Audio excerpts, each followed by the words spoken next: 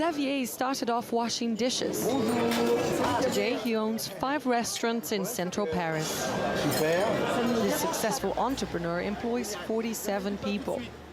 Xavier runs a perfect example of what the French government describes as a medium-sized business. And in theory, he will benefit significantly by the labor law reform proposed by French President François Hollande. In theory. Of course not. This labor reform is done for the big companies. The French government is proposing companies have more flexibility to bypass unions and discuss contract terms directly with workers. Workers accuse the government of wanting to scrap the maximum 35-hour week and make it easier for companies to fire people.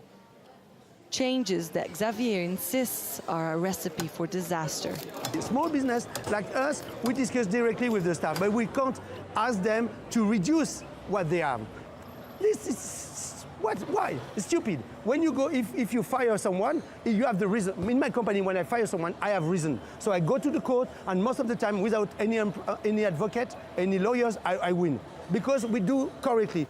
Despite criticism, the government is not backing down and has pushed legislation through to the Senate, bypassing the lower house. The French government insists the proposed bill is good for everybody.